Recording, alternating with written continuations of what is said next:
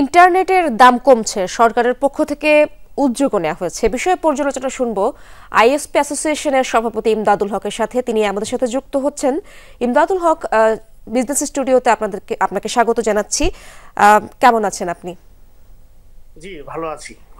আজ প্রথমেই যে বিষয়টি আপনার মাধ্যমে জানাতে চাই দর্শককে, আইএসপি অ্যাসোসিয়েশনের 500 টাকায় 10 এমবিপিএস এর ঘোষণা দিয়েছেন, একই সাথে 20 এমবিপিএস সেবার প্রতিশ্রুতিও দিয়েছেন তারা।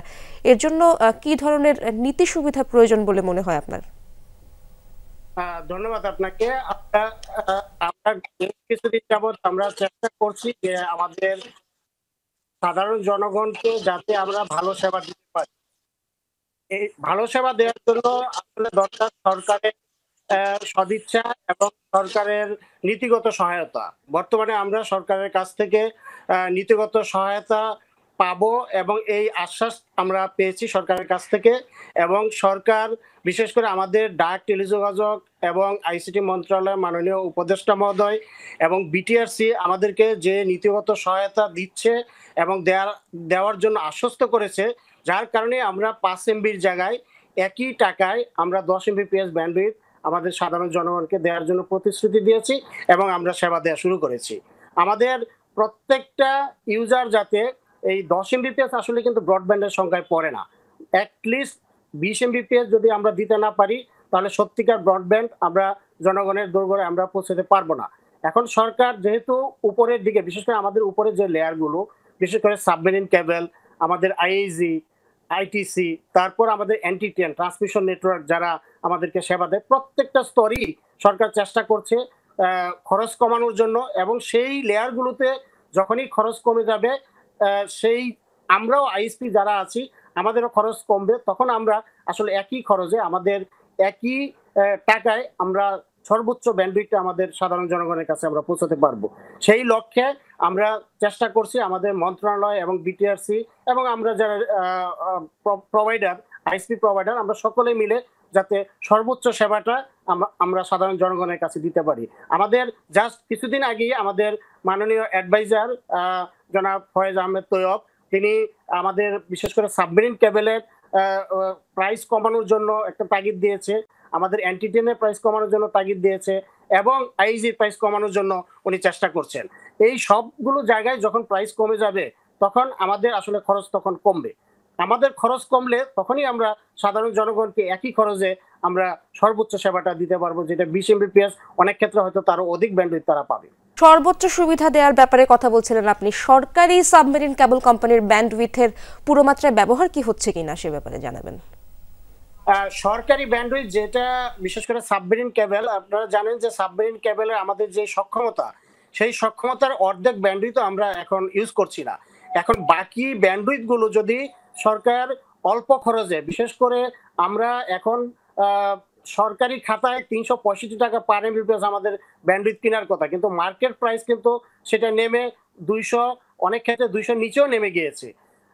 এরপরও যদি অধিক পরিমাণ ব্যান্ডউইথ আমাদেরকে অল্প খরচে দেওয়া হয়, বিশেষ করে যখন আমরা 100-120 টাকায় আমরা ব্যান্ডউইথ পাবো, তখন কিন্তু আমরা একই খরচে আমরা ডাবল বা 3 ডাবল ব্যান্ডউইথ আমরা সাধারণ জনগণকে দিতে পারবো। এতে সরকারের লস হবে না, কারণ সরকার যখন অধিক পরিমাণ ব্যান্ডউইথ আইজি গুলোর মাধ্যমে আইএসপি কে দিবে, আইএসপিরা কিন্তু এক্সট্রা কোনো চার্জ করবে না, একই খরচে ব্যান্ডউইথ বাড়িয়ে দেবে আমাদের সাধারণ জনগণকে, এবং সরকারও সেখানে ক্ষতিগ্রস্ত হবে না, কারণ সরকার কিন্তু ভ্যাট ট্যাক্স এবং অন্যান্য জায়গায় যখন ইউজার বেড়ে যাবে, ইউজেস বেড়ে যাবে, সেই ক্ষেত্রে কিন্তু সরকার ভ্যাট ট্যাক্স অনেক বেশি পাবে।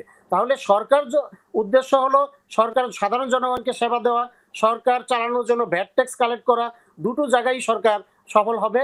এবং আমার মনে হয় বর্তমান সরকার সেই লক্ষ্যেই কাজ করছে এবং তার একটা নিদর্শন আমরা পেলাম যে আমরা সাধারণ জনগণকে বলেছি যে 5 এমবির জায়গায় আমরা 10 এমবি দিব এবং আমরা সেটা 20 এমবিপিএস আমরা উন্নীত করতে চাই। এবং ব্যাকএন্ডে আমাদের পলিসি সহায়তা যেগুলো দেওয়ার সেগুলো নিয়ে তোড়জোড় চলছে এবং ভালোভাবেই কাজ চলছে বলে আমাদের কাছে দৃশ্যমান হচ্ছে। জি, আপনি পলিসির কথা বলছিলেন, সরকার এবং ভোক্তা দুজনেই সুবিধা পাবে এই ব্যাপারে আপনি যেমনটা জানাচ্ছিলেন আমাদের। সরকার ইন্টারনেট সেবার জন্য নতুন যে পলিসিগুলো করছে, এ বিষয়ে আপনাদের মতামত কি হতে পারে? গত ৩ মাস যাবতই আমরা বিশেষ করে আমাদের রেগুলেটর যারা বিটিআরসির সাথে আমরা কাজ করছি। আমরা ক্লোজলি কাজ করছি বিটিআরসির সাথে। কিন্তু বিটিআরসি থেকে আমাদের বিশেষ করে আইএসপি যারা আমাদের প্রায় ৩,০০০ এর মতো সারা বাংলাদেশে ছোট বড় মিলিয়ে ৩,০০০ আইএসপি। ৩,০০০ আইএসপি প্রায় ৫.৫ লক্ষ কর্মকর্তা-কর্মচারী সেখানে কাজ করে।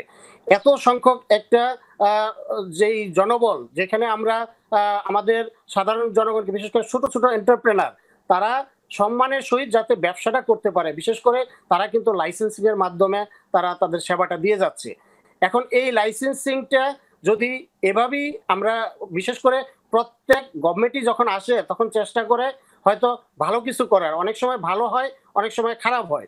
কিন্তু আমাদের গত ২ বছর আগে বা ৩ বছর আগে আমাদের পলিসি নিয়ে কাজ করা হয়েছে এবং নতুন পলিসি দেওয়া হয়েছে।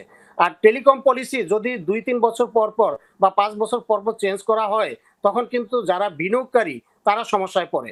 আর এই বিনিয়োগকারীরা সমস্যায় পড়লে তার একটা নেগেটিভ এফেক্ট কিন্তু সাধারণ জনগণকে সেবার ক্ষেত্র সেখানে চলে আসে।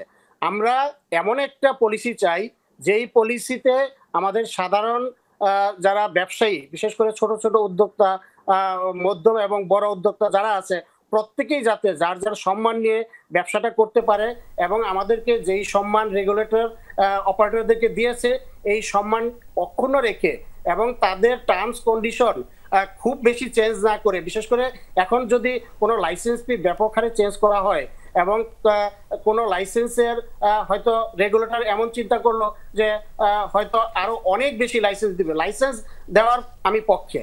ব্যক্তিগতভাবে আমি মনে করি যে ক্যাপেবল তাকে লাইসেন্স দেওয়া উচিত। যার ছোট আইএসপি আছে সে হয়তো এখন একটা থানা নিয়ে ব্যবসা করে, সে যদি 10টা থানা নিয়ে ব্যবসা করতে চায় তাকে একটা জেলা লাইসেন্স দেওয়া উচিত, তাকে ডিভিশন লাইসেন্স দেওয়া উচিত। লাইসেন্স আপগ্রেডেশনের সুযোগটা থাকতে হবে। যার সক্ষমতা আছে তাকে নতুন লাইসেন্স দিতে হবে। এই জায়গাগুলোতে পলিসি দিয়ে এখন বন্ধ করা আছে। বিগত সরকার শেষ সময় এসে পলিসি দিয়ে আমাদের এই লাইসেন্স আপডেটেশনটা বন্ধ করে রেখেছে।